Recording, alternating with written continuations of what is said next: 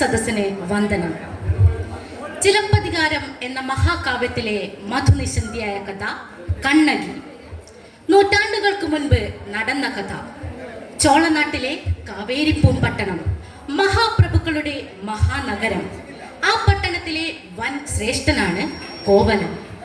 ആ യുവാവ് മഹാധനികൻ മാത്രമല്ല, ദേവരൂപനാണവൻ, കാമകോമളൻ.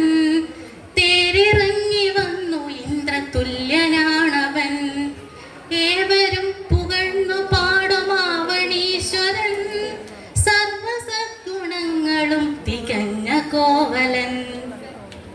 സർവ്വസൗഭാഗ്യങ്ങളും നിറഞ്ഞ കോവലന്റെ പ്രിയ പത്നിയായി. മിമിക്രി മത്സരത്തിന് പേര് നൽകിയവർ വേദി 1 മൈക്ക് പോയിന്റുമായി ബന്ധപ്പെടേണ്ടതാണ്. സർവ്വസൗഭാഗ്യങ്ങളും തികഞ്ഞ കോവലന്റെ പ്രിയ പത്നിയായിരുന്നു കണ്ണകി.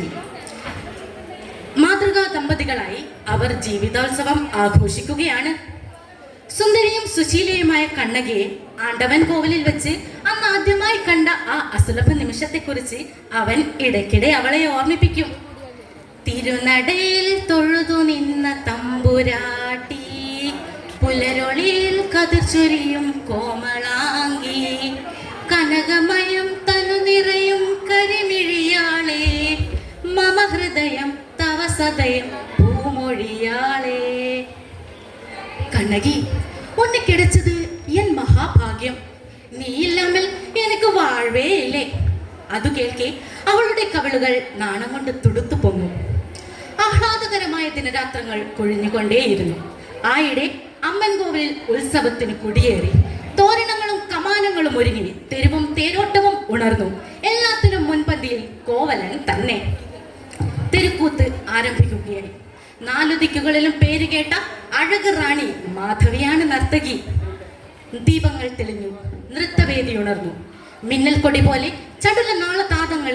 ചടുലനാഥ താളങ്ങളിൽ മതിമറന്നാടുന്ന മാധവി ഒരു സ്വർഗറാണിയായി മാറി. ആനന്ദലഹരിയിൽ അകം നിറഞ്ഞാടുന്ന ആയിരങ്ങൾ. നൃത്തം അവസാനിച്ചു. കരഘോഷങ്ങൾക്ക് മുന്നിൽ കൈ തൊഴുതുകൊണ്ട് ആ നർത്തകി അണിയറയിലേക്ക് മടങ്ങി. മായികമായ ഏതോ വിഭ്രാന്തിയിൽ മതിമറന്നു നിന്ന കോവലൻ അതാ അണിയറയിലേക്ക് പായുന്നു. അവിടെ സ്വപ്നം വിടരുന്ന കടമിഴികളുമായി പൂപ്പുഞ്ചിരിയുമായി നിൽക്കുന്നു മാധവി. ഞൊടിയിടെ തന്റെ കഴുത്തിലെ രത്നഹാരമൂരി അവൻ അവൾക്കു നേരെ നീട്ടി. മണി കിലുങ്ങും മട്ടിൽ കുണുങ്ങി ചിരിച്ചുകൊണ്ട് അവൾ കൈ നീട്ടി. ഞൊടി നേരം ആ കൈ ഉണർന്നു നിന്നു. പ്രിയരെ, കോവലന്റെ ജീവിതത്തിലെ പ്രധാന വഴിത്തിരിവായിരുന്നു ആ നൃത്തസന്ധ്യ. അന്ന് തൊട്ട് അവനാകെ മാറി. അവനെ കണ്ണകി കാണുന്നത് തന്നെ ചതുർത്ഥിയായി, വീട്ടിലെത്തുന്നത് വല്ലപ്പോഴുമായി. മദ്യപിച്ചു വന്ന് ബഹളം വയ്ക്കുന്ന കോവലന്റെ കാലിൽ പിടിച്ച് കണ്ണകി കരഞ്ഞു ചോദിച്ചു, ഞാൻ എന്ത് തെറ്റു ചെയ്തു? അങ്ങ് എന്തിനെങ്ങനെ നശിക്കുന്നു? മാറി നിലടി പിണമേ. ആരെനിക്കു നീ മടുത്തു പോ പുറത്തു വ്രേതമേ. മാധവി, എനിക്കു സ്വർഗരാജ്യമാണ് കാമിനി. ആ മനോഹരാങ്ങി നിന്ന ചുറ്റുവട്ടമെത്തുവാൻ 7 ജന്മമെങ്കിലും ജനിക്കണം, നീ ഓർക്കണം.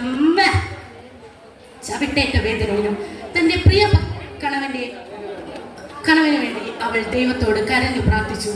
കടവുളെ കാപ്പാത്തുങ്കോ, ഏൻ കണവനെ കാപ്പാത്തുങ്കോ. ചവിട്ടിക്കുടിഞ്ഞെറിയുമ്പോഴും പ്രിയ ഭർത്താവിന് വേണ്ടി ദൈവത്തോട് കരഞ്ഞപേക്ഷിക്കുന്ന സ്ത്രീരത്നങ്ങൾ ഭാരതത്തിന്റെ മാത്രം പാരമ്പര്യമാണ്. അത് മദാമ്മമാർ പരിഹസിക്കും പോലെ അവർ അബലകളോ അടിമകളോ ആയതുകൊണ്ടല്ല, മറിച്ച് കുടുംബ നന്മയുടെ കുലമഹിമയുടെ ദേവീ രൂപങ്ങളായതുകൊണ്ടാണ്. കണ്ണകിയുടെ കണ്ണീരിൽ കുതിർന്ന നാളുകൾ കൊഴിഞ്ഞുകൊണ്ടേയിരുന്നു. കോവലൻ തിരിച്ചു വന്നില്ല. കാഞ്ചീപുരത്തെ മട്ടുപ്പാവിൽ മാധവി അവനെ മയക്കിയെടുക്കുകയാണ്. ആടിയും പാടിയും പ്രണയപൂവാടിയിൽ ഇരുകോകിലങ്ങൾ പോലെ രമിച്ചു വാണു. പാടെ മറന്നവൻ സർവസമ്പത്തും നൽകി പ്രേമധാമത്തെ തൻ്റെ സ്വന്തമാക്കി. മാധവിയുടെ മായാവലയത്തിലകപ്പെട്ട കോവലൻ അവൾ ആഗ്രഹിക്കുന്നത് എന്തും ആ കാൽ കീഴിൽ സമർപ്പിച്ചു. ആ നൃത്തക്കാരിയുടെ കടക്കണ്ണിൻ കോണിൽ കുടുക്കിയിട്ടൊരു കളിപ്പാവയായി മാറി കോവലൻ. നേരല്ലേ, സരസസുന്ദരിയായ ഒരു പെണ്ണ് കാരണം എത്ര മഹാമേരുക്കളാണ് നിലംപതിച്ചിട്ടെന്നുള്ളത് കേരള സമൂഹം കണ്ടതല്ലേ.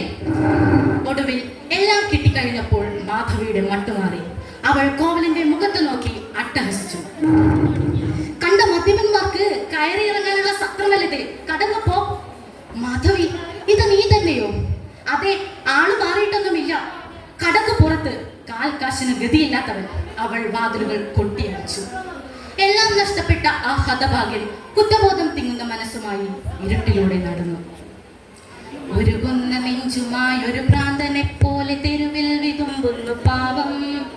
ഇനിയേതു പാത, ഇരുളാണ്ട വഴിയിൽ ഒരു കുഞ്ഞു താരവുമില്ല. ഇനിയേതു പാത, ഇരുളാണ്ട വഴിയിൽ ഒരു കുഞ്ഞു താരവുമില്ല. ആ പാതിരാവിലും കത്തിച്ചു വെച്ച വിളക്കിനു മുന്നിൽ നിറക്കണ്ണുകളോടെ വിതുമ്പുകയായിരുന്നു കണ്ണകി. പെട്ടെന്ന് പുറത്തൊരു കാലച്ച. യാരത്? അവൾ ജനൽപ്പാളികൾ തുറന്നു നോക്കി. കടവുളെ, കോവലൻ. അവൾ വാതിൽ തുറന്നുകൊണ്ട് ഓടിച്ചെന്ന് കോവലന്റെ കാൽ തൊട്ട് നമസ്കരിച്ചു. വാങ്ങൂ, ഉള്ള വാങ്ങൂ. കണ്ണകി, കാരുണ്യം അർഹിക്കാത്ത മഹാപാപിയാണ് ഞാൻ. നീ എനിക്ക് മാപ്പു തരൂ. അങ്ങനെയൊന്നും പറയരുത്. അങ്ങേ എനിക്ക് തിരിച്ചു കിട്ടിയല്ലോ, അത് മതി. തെറ്റുപറ്റുക മനുഷ്യ സഹജമല്ലേ. ആ ധർമ്മപത്നിയുടെ സ്നേഹത്തിന്റെ ശീതളച്ചായയിൽ കോവലന്റെ നെഞ്ചിലെ തീയണഞ്ഞു. കണ്ണകി, ജീവിക്കാൻ നമുക്കിനി എന്താണ് മാർഗം? വിഷമിക്കാതിരിക്കൂ.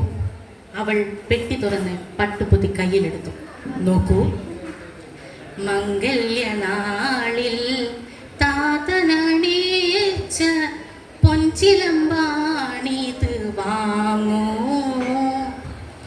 പാരിലമൂല്യമാ രത്നജാലങ്ങൾ തൻ മഞ്ചില സിഞ്ചിതം കേൾക്കു നിങ്ങൾ.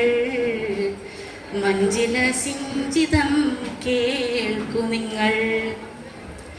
അങ്ങ് എന്തിനിങ്ങനെ വിഷമിക്കണം? അച്ഛൻ എനിക്ക് തന്ന ഈ പൊൻചിലമ്പുകളിൽ ഒരെണ്ണം വിറ്റാൽ തന്നെ നമുക്ക് ഏറെ കാലം സുഖമായി ജീവിക്കാം. മുടങ്ങിപ്പോയ വാണിജ്യം പുനരാരംഭിക്കുകയും ചെയ്യാം. കണ്ണകിയുടെ സ്നേഹത്തിനു മുന്നിൽ കോവലന്റെ കണ്ണു നിറഞ്ഞു.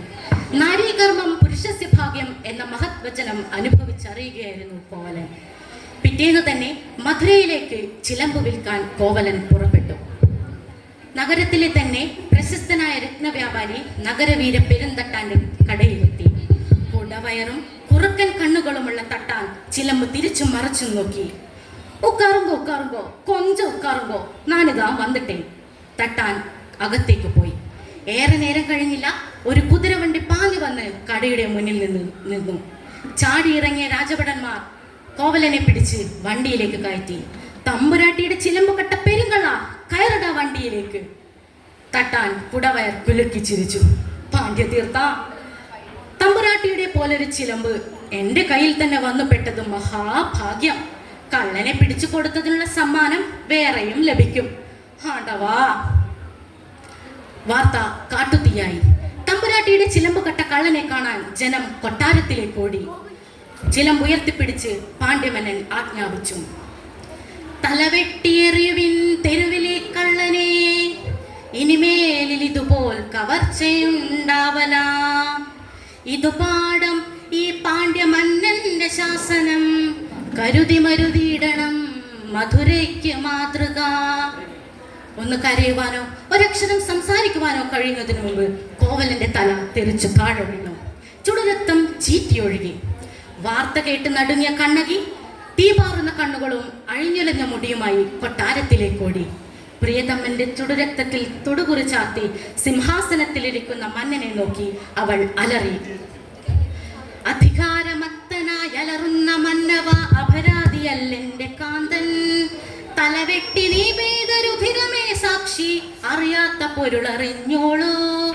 തലവെട്ടി നീ പെയ്ത രുധിരമേ സാക്ഷി, അറിയാത്ത പൊരുളറിഞ്ഞോളൂ. എന്ത്? നമ്മുടെ പ്രിയതമ്മയുടെ ചിലമ്പുകെട്ട നിന്റെ ഭർത്താവ് അപരാധിയല്ലെന്നോ? ഹേ മന്നവ, നേരറിയാത്ത നിങ്ങൾക്ക് നേരെ ഞാൻ കാട്ടിത്തരാം. പറയൂ, രാജ്ഞിയുടെ ചിലമ്പിൽ മുത്തോ രക്തമോ?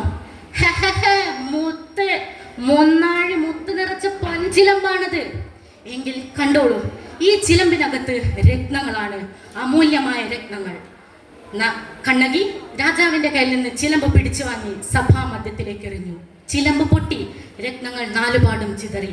ഇത് കണ്ട തമ്പുരാൻ നടുങ്ങി. കാണികൾ കിടിലം കൊണ്ടു.